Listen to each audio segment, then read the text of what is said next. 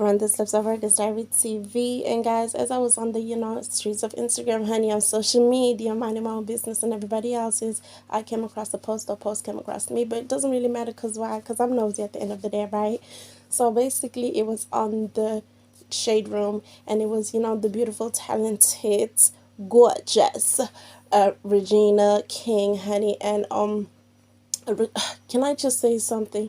That is a beautiful one. Regina King is so beautiful to me. She's like an alien. She's like just out of this world to me. I've always loved the movie she's in, and I be every time she's acting, I'm mesmerized because she is so gorgeous to me. So gorgeous. But anyway, guys, I just wanted to say that part.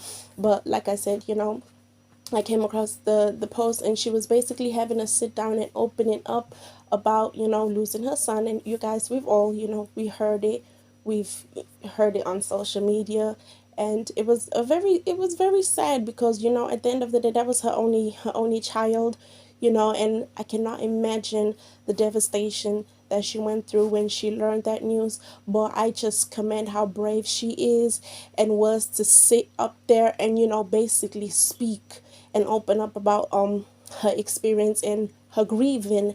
And it blew me away because it just shows that the love that a mother has for their child, to the point where she understood why he did what he did. And she also said stuff like, she was okay with his decision, because at the end of the day, she said that he said to her that he was tired.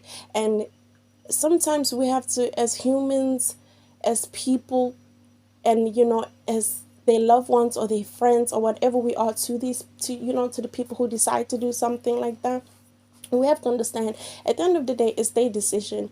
We might not like the decision, but we need to understand that that's what they did at that time, because they thought it was best for them, and they were at peace with that decision that they made. Because a lot of times it's like, we don't think that they are at peace with the decision they made, but that's a hard decision for a person to make.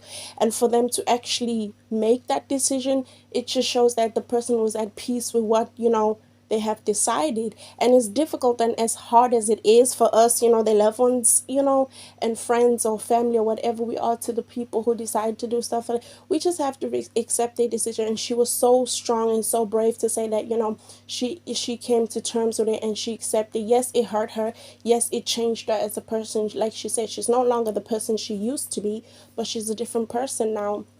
And it comes with anything that's tragic and that has grief to it, doesn't it? Like, we're no longer the same person, but we have changed. But I just love how she just said, she said this most important thing that kind of stuck out to me. She said that depression doesn't have a face to it. And it's true, because we walk past a lot of people and we don't know what these people are going through. You know what I mean? And it's so easy for us to judge people not knowing what they're going through. And I appreciate she said that, all these stuff like depression, mental illness and stuff, some of these things don't have a face. We don't know what somebody's going through. So, I think it's important we call our friends and families and just be like, hey, how are you doing? Are you okay? Even if we haven't spoken to them in a while, because we don't know what people are going through. And even if the person has had those certain thoughts in the past, it would be just nice for us to just call them and just ask them how they're doing, because you never know if that one phone call or text that you send them might change their mind and how they're feeling. But like I said, at the end of the day, guys, it was so important for us to accept their decision. And I just love how she came out and she said that she accepted it. It was her only son, and she's not angry with him for what he did. And she understood that he fought as hard as he could until he couldn't fight anymore. And I just think that was so powerful of her to open up and say that.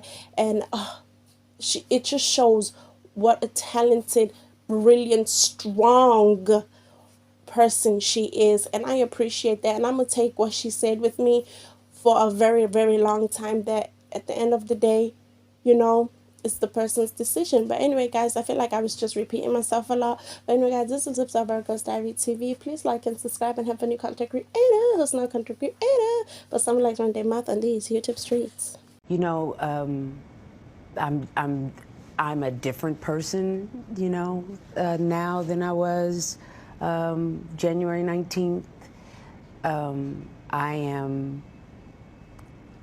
Grief is a journey. You know, I understand that grief is love that has no place to go. I know that it's important to me to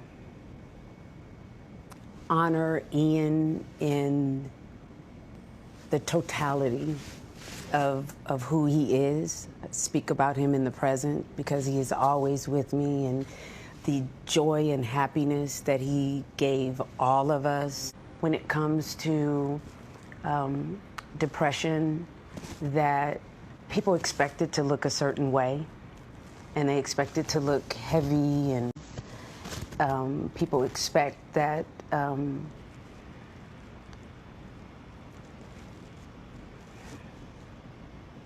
It's okay. to have to experience this and not be able to have the time to just sit with Ian's choice, which I respect and understand, you know, that he didn't want to be here anymore. And that's a hard thing for other people to receive, because they did not live our experience, did not live Ian's journey. I was so angry with God, you know, that why would that weight be given to Ian?